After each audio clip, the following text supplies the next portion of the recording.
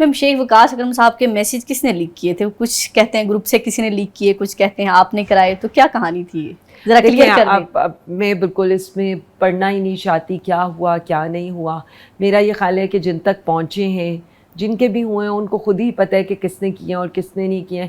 یہ تو کوئی میرا نہیں خیال کہ کوئی ایسی چیز ہے جو آپ لوگوں تک نہ پہنچی ہو یا آپ لوگوں سے چھپی ہوئی ہو, تو اس لیے میرے سے بہتر آپ لوگ جانتے ہیں کہ اس سلسلے میں کیا ہوا. میں تو اس کو irrelevant سمجھتی ہوں. لیکن آپ جب پنجاب میں اتنا بڑا ایونٹ ہو رہا تھا اور عالیہ حمزہ اس ٹائم بڑی موومنٹ کر رہی تھی, اور تقریباً میرے خیال سوشل میڈیا ایکٹیوسٹ نے پاکستان تحریک انصاف کے ہوں یا پاکستان تحریک انصاف کی بیٹ کور کرنے والے صحافی ہوں, انہوں نے بڑا اس چیز کو اٹھایا ہے کہ عالیہ حمزہ جو اصل کارکن ہے وہ فیلڈ میں کام کرتی ہوئی نظر آ رہی ہیں, اور جو کام کرنے والے کارکن نہیں ہیں جو ہمیں ویسے ہی ہمیشہ ایسی اسکرین پر نظر آتے ہیں, وہ وہاں پر دعوت اور بڑا عیاشی وہاں پر چل رہی تھی. تو آپ کو لگتا ہے کہ آپ کو وہاں پر دعوت دی جانی چاہیے تھی؟ پہلے کہا گیا کہ دعوت دی اور پھر کہا گیا کہ دعوت کیوں دیتے, ان کو تو خود لیڈرشپ کو آنا چاہیے تھا, کیونکہ قیادت کو پنجاب میں مہمان آئے تھے کے پی کے سے, تو ان کو تو ویلکم کرنا چاہیے تھا. تو آپ کیوں نہیں گئی مہمانوں کا ویلکم کرنے؟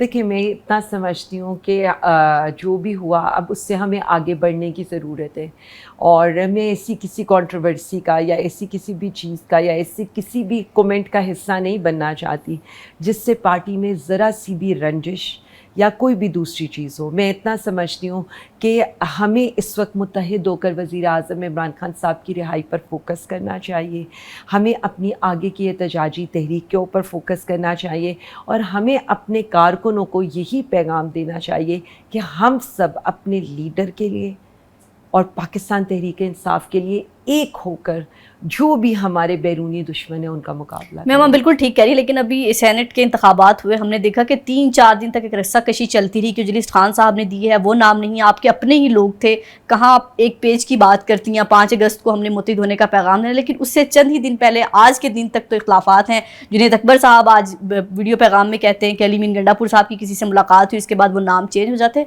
تو کیا آخر کھچڑی کیا چل رہی ہے؟ دیکھیں جی, یہ تو جو کے پی کے کا معاملہ ہے وہ ظاہر ہے ان کے اپنے اندرونی معاملات ہیں, وہ ان پر بہتر کومنٹ کر سکتے ہیں.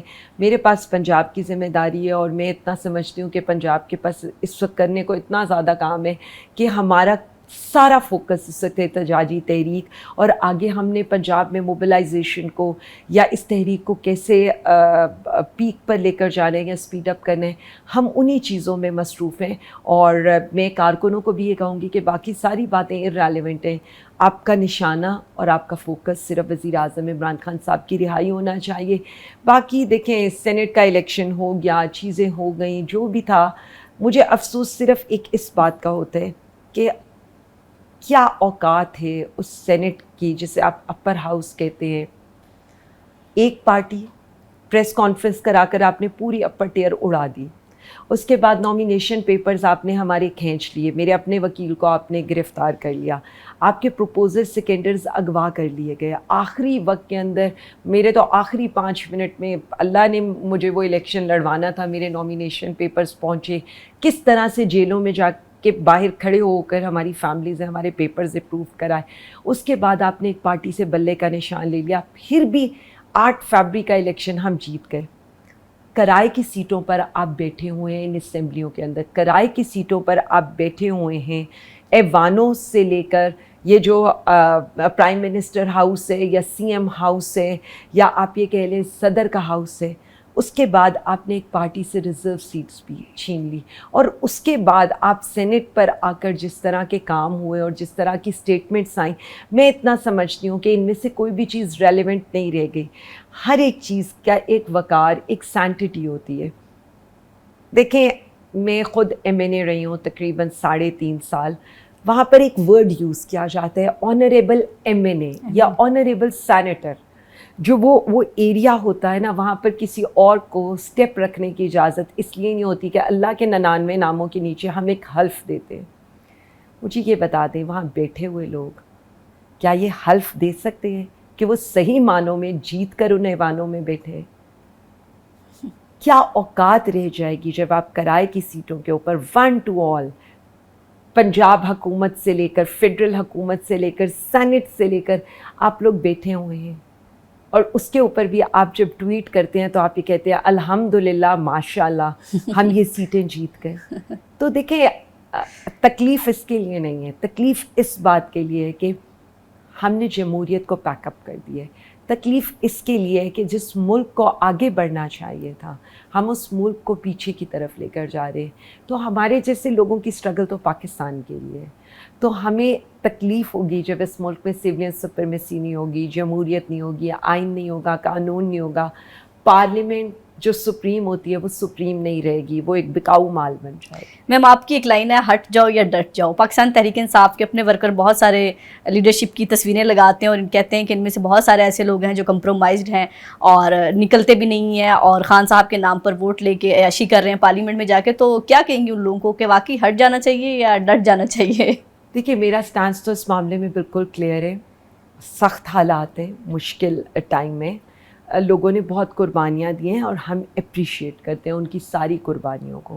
ہم صرف ان سب لوگوں سے یہی کہنا چاہتے ہیں, ہم مانتے ہیں اس وقت بہت مشکل ہے, بس صد احترام ہم آپ سے یہ کہتے ہیں اگر آپ اس تحریک کا بوجھ نہیں اٹھا سکتے, آپ وزیر اعظم خان صاحب کے نظریے کا بوجھ نہیں اٹھا سکتے, تو خدارہ ان لوگوں کو سامنے آنے دیں جو اس بوجھ کو اٹھا سکتے ہیں, جو اس کے ساتھ کھڑے ہو سکتے ہیں.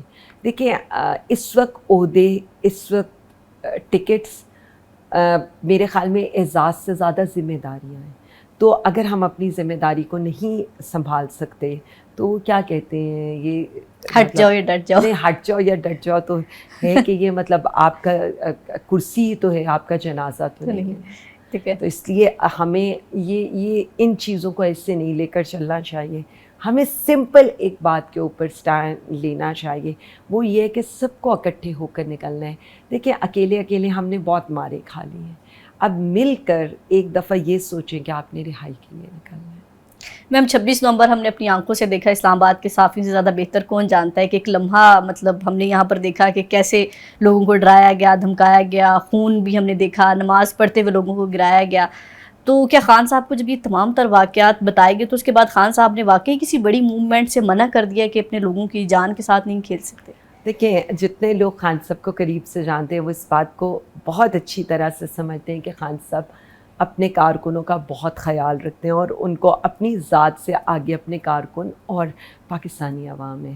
اور میں یہ سمجھتی ہوں کہ یہ جو احتجاجی تحریک اتنی ڈیلے ہوتے آگے جا رہی ہے اس کی وجہ صرف یہی ہے کیونکہ جب آپ کے ورکرز کو گولیاں لگ رہی ہوں اور جب آپ کے نہتے لوگوں کو لائٹس آف کر کے گولیاں ان پر چلائی جا رہی ہوں تو اس تکلیف کا بوجھ کوئی نہیں اٹھا سکتا. مطلب مجھے سمڑیال کا RO آفس یاد آتا ہے تو مجھے ایک لمحے کے لیے یہ فیصلہ کرنا پڑا کہ اب یہاں لائٹیں بند ہو گئی ہیں, کیا مجھے اپنے کارکنوں کو لے کر چلنا ہے اور محفوظ کرنا ہے یا مجھے ایک قدم آگے بڑھنا ہے. تو دیکھیں ہماری پہلی پریورٹی, ہم پولیٹیکل لوگ ہیں, ہماری پہلی پریورٹی یہ ہوگی پرامن طور پر اپنا احتجاج ریکارڈ کرائیں اور اپنے کارکنوں کی حفاظت کو یقینی بنائیں.